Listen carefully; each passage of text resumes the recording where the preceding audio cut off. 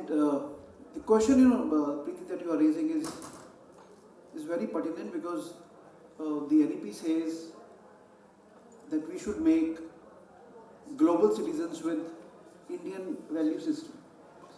So for making our students global citizens, it's very important that internationalization is taking place. Now, in the last month, in the month of August, the last count says that in Fortune 500 companies, 60 CEOs are from India.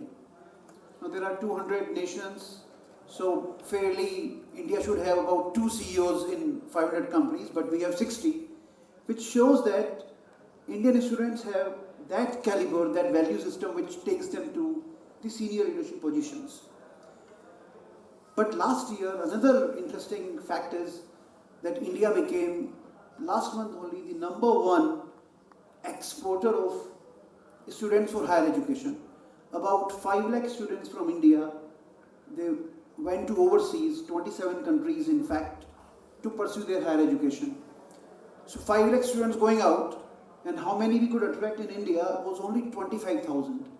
And 25,000 coming in, 5 lakhs going out, you can see that it's a challenge on the exchequer also. We are losing so much foreign currency also. But the point is, do we have systems in place to attract those international students to India? I myself, student of the Delhi College of Engineering, not to comment, on that infrastructure, they have wonderful infrastructure, but, do we have that kind of infrastructure, international hostels?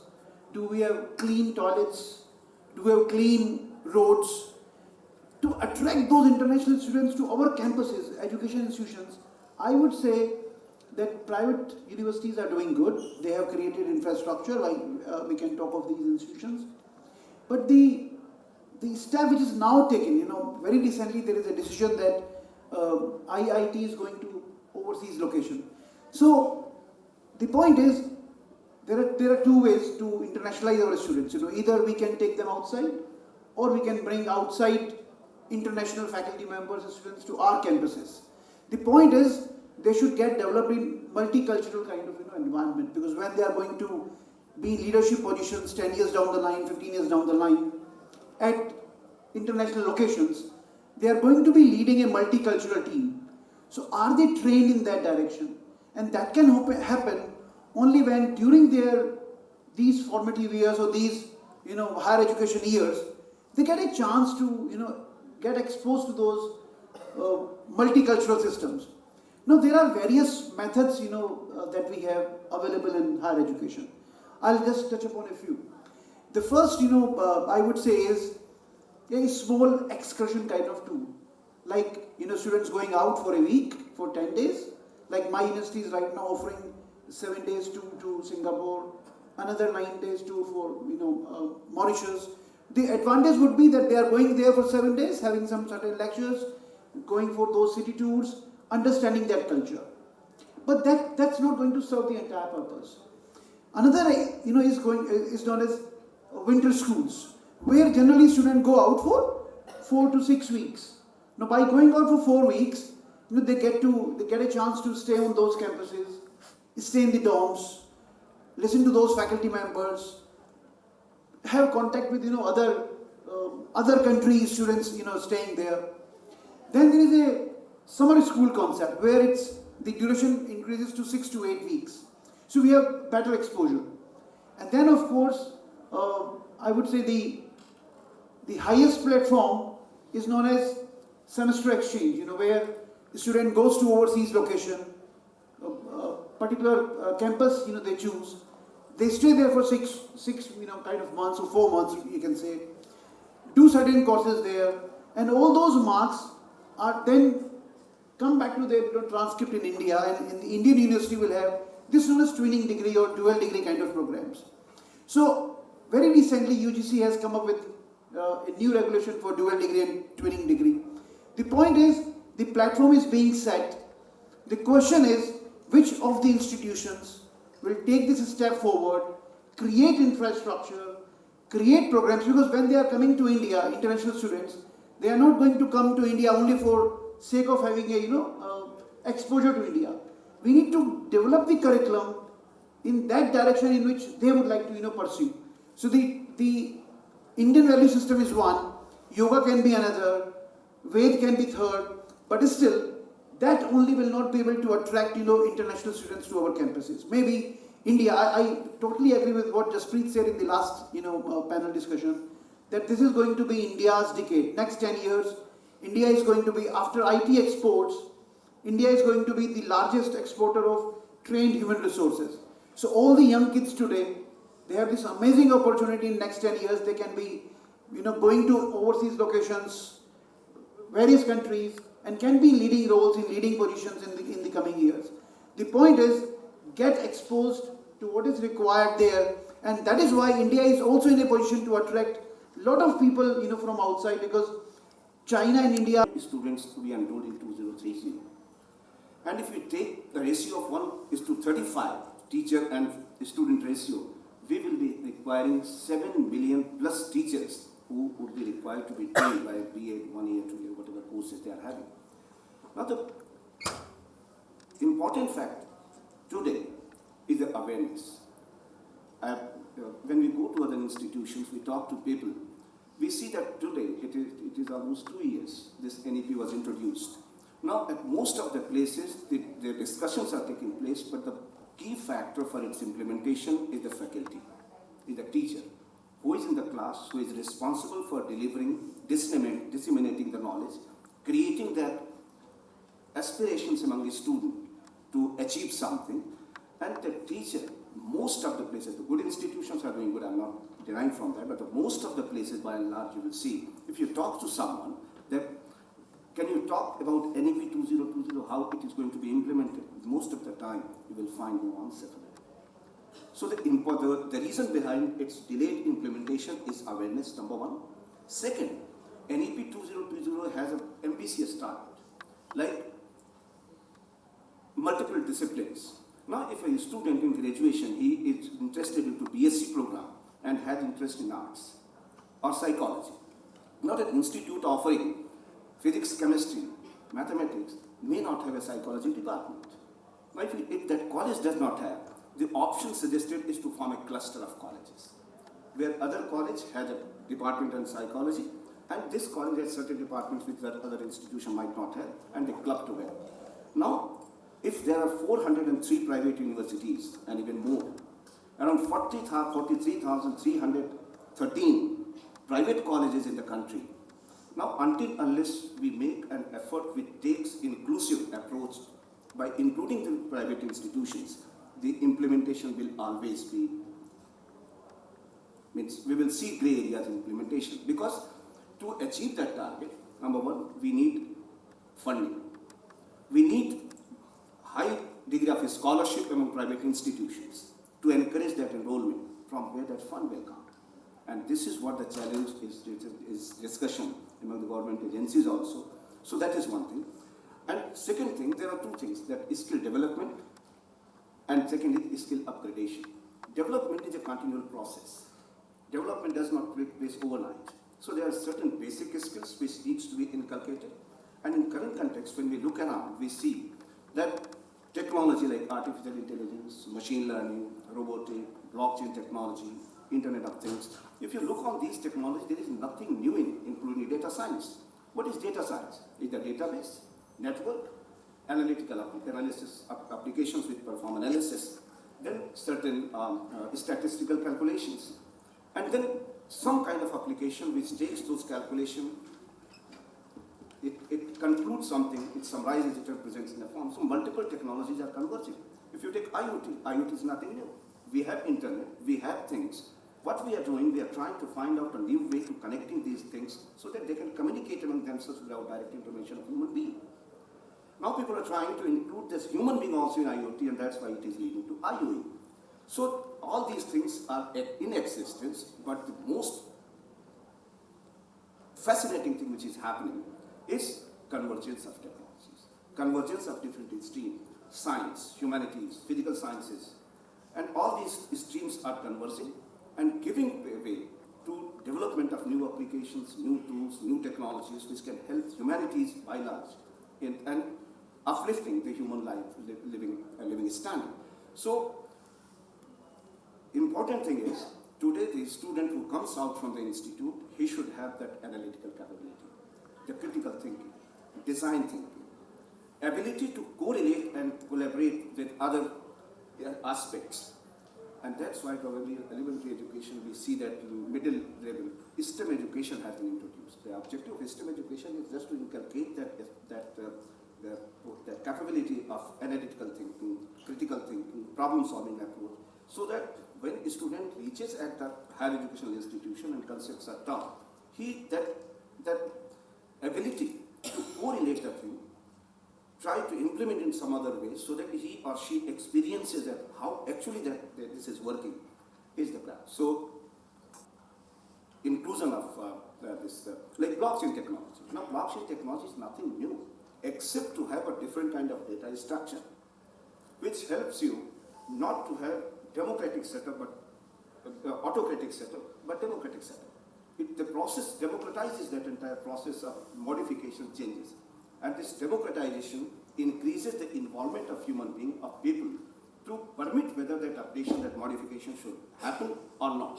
Like if 60% people say, though, see, this change should not take place in our data, it will not take place. So that's how things are taking place. So AI, machine learning, blockchain, all those things are there. And just connecting dots is required. So nothing new is required, but the only thing is required to focus on fundamentals, focus on basics. Communication was important 30 years back, today is not important. Technology was there 30 years back, today is also. And this technology will keep changing. It is changing like 3 years back, different set of technologies we have, different type of applications we have. Now we have different set of applications, but addressing to the same concern in more efficient and effective manner. Thank you, Ms. Preeti, and thanks MS Talks and Sherry Bhai for giving me this opportunity to share my thoughts along with the esteemed BIAS members. So, as I always believe that the real purpose behind education is to prepare a student for the day when he meet, what we can say that the day when rubber meets the road, right? When he goes to the world, whether with for a job or for he becomes an entrepreneur, whatever role he takes in his life, but is he ready? So I believe that education policy as well as educational institutes and the real purpose behind education must be to prepare a person. And I have identified 4 major areas on which educational institutes should focus. It is not the responsibility of government only because they are focusing on vocational trainings in this NEP, right? So we should focus on preparing a person whether he is goals oriented, because there is a very old research, very world famous research, only 3% of the people have goals. So whether a person is goals oriented, this is important, and whether he knows the importance of utilizing his time in goals oriented manner. This is very important because whether a person is in job or whether he is an entrepreneur or a business owner, big business owner or enterprise owner, so he must utilize his time in goals-oriented manner, and this is the responsibility of educational institute to prepare a child for this. And third, very important skill is communications.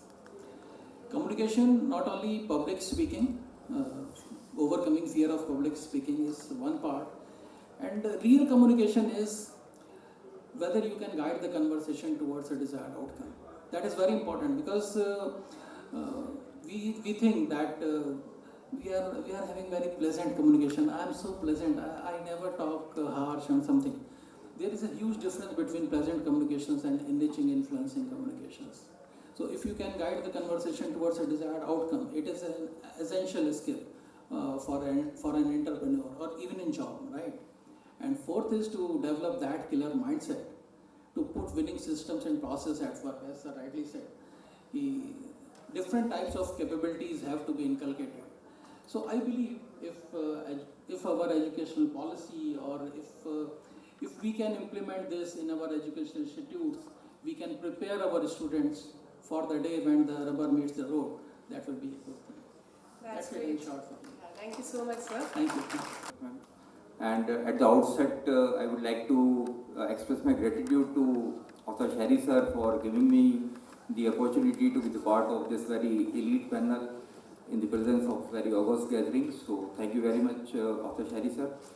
Coming to your question, that is a very well-known fact that the ancient system like Ayurveda mainly is one of the integral part of the healthcare system in our country, and it has been practiced from a very ancient period of time. If you recall the serial like Mahabharata and Ramayana, we used to recall the things कि हल्दी का लेप लगा दिया जाता था जब कोई सैनिक घायल होता था. And it was the early 80s when it comes to know that the curcumin, which is a part of the curcuma longa or the haldi, is the ingredient responsible for the wound healing and the anti-inflammatory effect. So जो ये जिसको हम कहते हैं कभी नानी माँ के नुस्खे या दादी माँ के नुस्खे, ये पुराने हैं और वो आज भी बहुत ही इफेक्टिवली कंट्री में प्रैक्टिस हो रहे हैं. We have observed and witnessed the corona time when it came to know that the Shatavari, Ashwagandha, Tulsi and Guduchi, this is the Talofora, so many drugs have a very useful as far as the invasion of the against the invasion of the virus, because it's increase and it enhance our immune system. So like that. And the best part is now there is a separate Ayush ministry which is working in the country, which its role is to enhance the regional research across the country, basically scientific based, because the Western world did not accept much of the herbal drugs because of the not proper the validation of the and the mechanism of action of the drug is not known. But if you see the dreadful disease like cancer, जो घर में एक सदाबहार जो एक विंका का plant है, वो one of the best treatment available है across the world. If you see the diabetes, which is another such a challenging problem, especially in the country like India, उसमें आज भी जो जामुन ट्री है, करेला ट्री है, गुड़मार है, वो बहुत इफेक्टिव रोल प्ले कर रहे हैं बिकॉज इनका एक प्रॉपर मैकेनिज्म है. एंड अक्रॉस द वर्ल्ड यूनानी की आपने बात की तो लिवर डिजीजेज एक ऐसा है कि जहाँ आपको ड्रग नहीं आप सजेस्ट कर पाएंगे सिंथेटिक ड्रग, लेकिन यूनानी में बहुत अच्छा इलाज है.